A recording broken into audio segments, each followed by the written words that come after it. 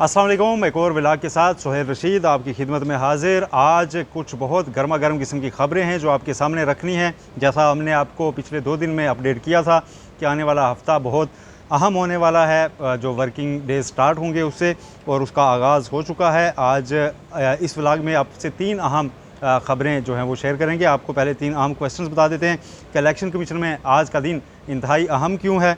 190 million pound scandal में नए शवाहिद क्या हैं और इसमें नया ट्विस्ट क्या आया है। और तीसरी खबर ये होगी कि एडॉक जजेस जो 4 जिनके नाम सामने आए थे उनमें से अब 2 ने बाज़ाब्ता इनकार कर दिया है, तो अगले इसमें आगे क्या होगा। अब कल जो इजलास होगा उसमें नाम फाइनल हो सकेंगे या ये सिलसिला रुक गया है। ये 3 अहम चीज़ें आपसे शेयर करेंगे। सबसे पहले बात आज मेरी नज़र में जो मेरी तरतीब है उसमें इलेक्शन कमीशन आज सबसे ज़्यादा अहम है। इलेक्शन कमीशन ऑफ पाकिस्तान में आज 2 अहम एक्टिविटीज़ थी। एक तो उन्होंने इजलास बुला रखा है कि सुप्रीम कोर्ट ने जो ऑर्डर दिया था मखसूस नशिस्तों का, उस पर अमल दरामद करना है या नहीं। इलेक्शन कमीशन ये गौर कर रहा है। इसकी एक बैकग्राउंड स्टोरी भी आपको एक्सक्लूसिव इसी में हम शेयर करते हैं। और दूसरी, आज चीफ इलेक्शन कमिश्नर की chief justice Lahore high court justice Aalia Neelum साहिबा से मुलाकात थी। वो भी सुप्रीम कोर्ट के ऑर्डर पर थी कि जो पंजाब में इंतखाबात में मुबैना धांधली की शिकायत और बेज़ाब्तियों की शिकायत सुनने वाले इलेक्शन ट्रिब्यूनल्स हैं, उनकी तैनाती का मामला तो आपके इल्म में ही है कि वहाँ काफ़ी मसला बना हुआ था। साबिक chief justice Lahore high court जो आप सुप्रीम कोर्ट एलिवेट होकर जज आ चुके हैं, उनके दौर में इलेक्शन कमीशन ने उनके भेजे हुए 4 नाम रिजेक्ट कर दिए थे, 2 लगाए थे और फिर पैनल मांगा था जिससे सारा इख्तिलाफ पैदा हुआ था। तो सुप्रीम कोर्ट ने ये मामला जब यहाँ आया तो सुप्रीम कोर्ट ने कहा था जी कि अब वहाँ पे नई चीफ जस्टिस आ गई हैं तो उनके साथ मशावरत करें। आज ये मशावरत हो रही है। पहली खबर तो ये है, चीफ इलेक्शन कमिश्नर लाहौर में उनसे मुलाकात और मशावरत के लिए मौजूद थे। और इसी दौरान आज दिन 11 बजे यहाँ पर दूसरा इजलास मखसूस नशिस्तों के फ़ैसले से मुतालिक तलब किया गया था और उस पर भी गौर होना था, लेकिन वो इजलास अब ताख़ीर का शिकार है। लेकिन इस वक्त जब मैं आपसे बात कर रहा हूँ तो आपसे थोड़ी देर बाद ये इजलास भी शुरू हो जाएगा। मुमकिन तौर पर वो वीडियो लिंक पर चीफ इलेक्शन कमिश्नर भी शिरकत कर सकते हैं या फिर वो ताख़ीर से वापस पहुँच कर भी फ़िज़िकली वहाँ पर अपीयर हो सकते हैं।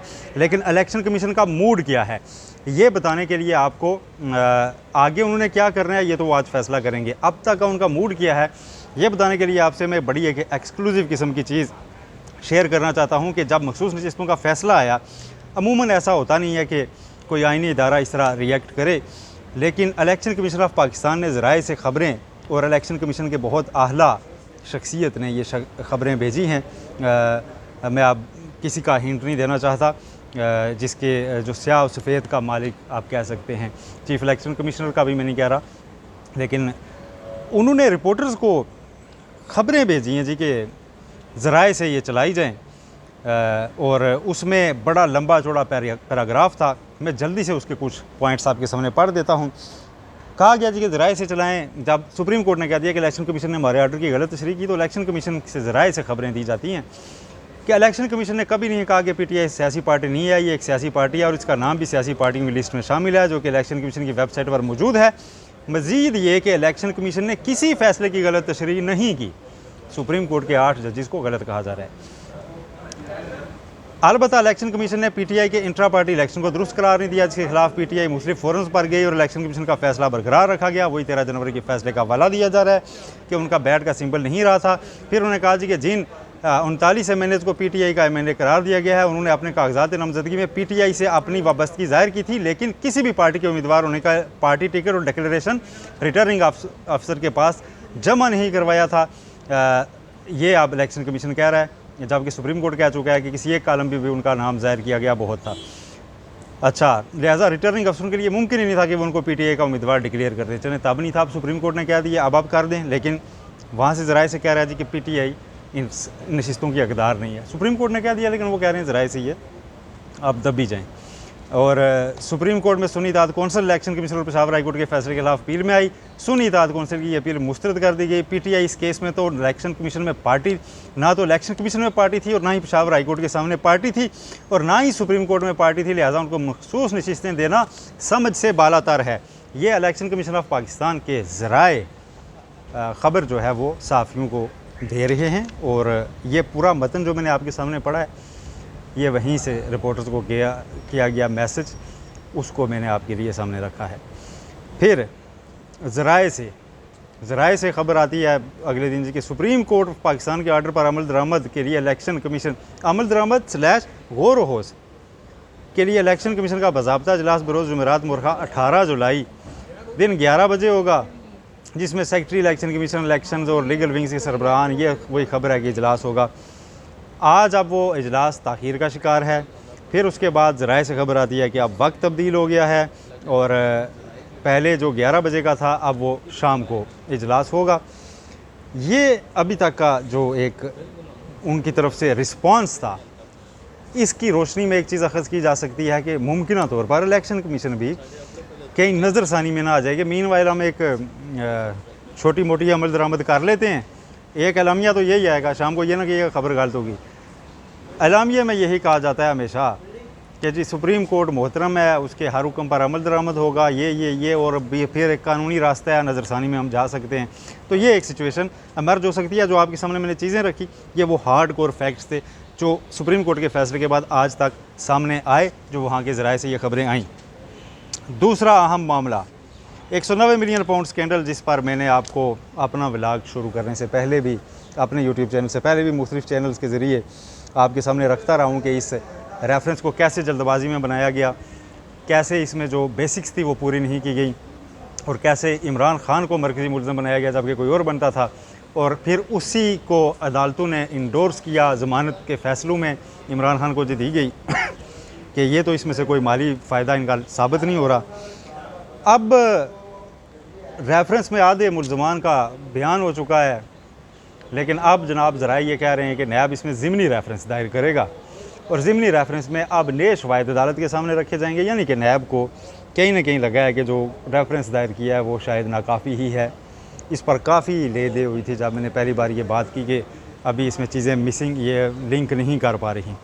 अब जी नए शवाहिद क्या हैं, आपको इल्म में होगा कि बैरिया टाउन पर छापे मारे गए थे कुछ अर्सा पहले और वहाँ से कुछ फ़ाइलें वगैरह उठाई गई थी, कुछ लोग भी लाए गए थे तफ्तीश के लिए।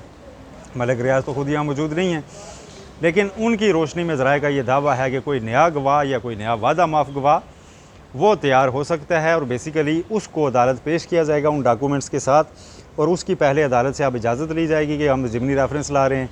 फिर उसके बाद एग्जीक्यूटिव बोर्ड से उसकी मंजूरी होगी और उसके बाद वो नैब कोर्ट के सामने ये ज़िमनी रेफरेंस रखा जाएगा, जिसको नैब तरमीम में इसका प्रोसेस मुश्किल बनाया गया था कि ज़िमनी रेफरेंस की हौसला शिकनी की जाए कि एक रेफरेंस हतमी होता है और उसमें अदालत की इजाज़त से मशरूत किया गया था। अगर से पहले भी एहतरामन अदालत से इजाज़त ली जाती थी ज़िमनी रेफरेंस के लिए और ज़िमनी रेफरेंस दायर होते रहे। LNG में भी हुआ है, एवन फील्ड में भी आ गया था, कई जगहों पे होते रहे।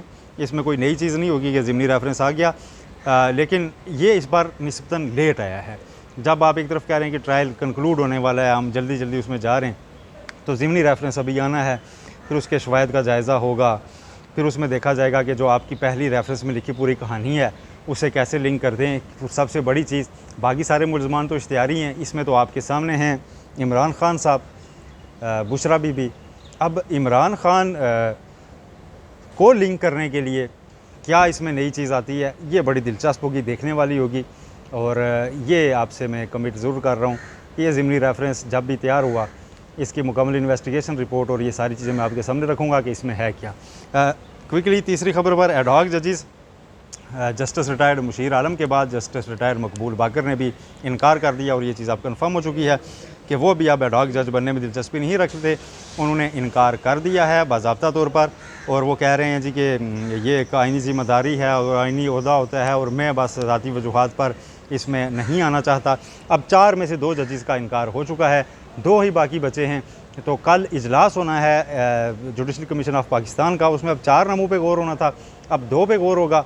क्या उन दोनों की ही मुतफ़िका तौर पर मंजूरी ले ली जाएगी या फिर इसमें 2 नए नाम शामिल किए जाएंगे और दोबारा इजलास रखा जाएगा। कल ये मामला एजेंडा डेफ़र किया जाएगा। अगर कल ये डेफ़र किया जाता है तो फिर मज़ीद टाइम लग जाएगा और इस दौरान एक और जो अहम चीज़ें अब आना शुरू हो चुकी हैं कि PTI की कानूनी टीम वो गौर कर रही है कि कोई रास्ता अगर इसमें निकलता है तो इसको ओपन कोर्ट में ले जाया जाए, कि इस फैसले को ही चैलेंज कर दिया जाए कि मौजूदा सिचुएशन में एडहॉक जजेस जो है वो नहीं लगाए जा सकते।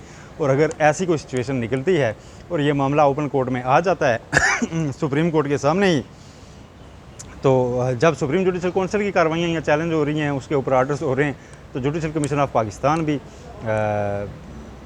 मेरा ख्याल है हो ही जाएगा, और उसमें एक नया केस यहाँ पे चल सकता है।